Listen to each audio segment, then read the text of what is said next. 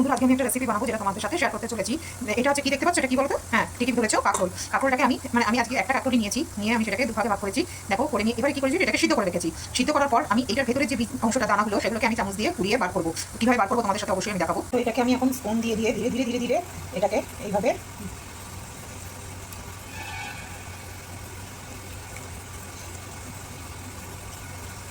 এই দেখো ভেতরের অংশটাকে বার করছি।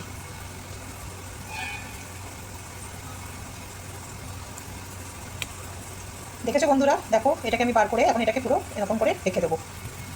এরকম করে আর একটা যেটা আছে সেটারও বার করবো, ঠিক এরকম করে।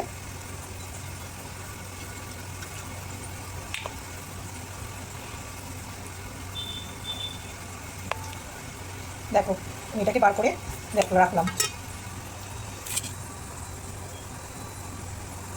বার করে নিয়েছি, বার করে আমি এবারে এটাকে রেখেছি। এবার এই যে দানাগুলো দেখছো, এটাকে আমি এখন এর মধ্যে একটু সর্ষে আর একটু নারকেল দিয়ে এটাকে বাড়বো।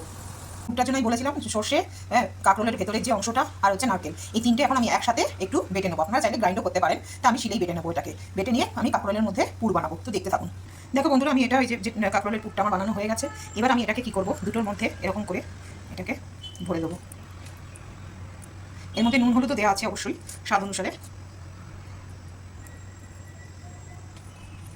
এবার অন্যদিকে আমি একটা এর জন্য ব্যাটার তৈরি করে নেবো। দেখুন আমি অলরেডি ব্যাটারটা অবশ্য তৈরি করে ফেলেছি। এটা হচ্ছে আপনারা চাইলে বেসন দিয়েও ব্যাটার বানাতে পারেন, তবে আমি বেসনের বানাইনি, আমি বানিয়েছি মুসুরের ডালের ব্যাটার। ঠিক আছে, মুসুর ডাল আমি ভিজিয়ে রেখেছিলাম, সেটার মধ্যে একটু পেঁয়াজ আর লঙ্কা দিয়ে আমি ভালো করে এটাকে পিষে নিয়ে, দেখুন না বেশি গাঢ় না বেশি পাতলা করে একটা ব্যাটার আমি বানিয়ে নিয়েছি। মুসুর ডালে যদি ব্যাটার দিয়ে বানান তো এটা টেস্টটা বেসনের ব্যাটার থেকে অনেকটা বেশি ভালো লাগে, তাই জন্য আমি এটা মুসুর ডালের ব্যাটার দিয়ে বানিয়েছি। আমি সাদা তেল দিয়ে দিয়েছি। তো এই বানিয়ে রাখা কাঁকরোলগুলোকে এবার আমি ব্যাটারের মধ্যে করে নিয়ে মাখিয়ে একটা একটা করে ভেজে ফেলবো। তো কড়াইতে তেলটা গরম হয়ে গেছে, এবার আমি এটাকে নিলাম। দেখো নিয়ে এর মধ্যে দেখো ব্যাটারের মধ্যে এটাকে চুবাচ্ছি।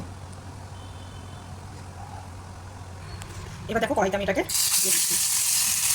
এর উপর দিকে একটু ব্যাটার আমি এরকম ছড়িয়ে দেবো।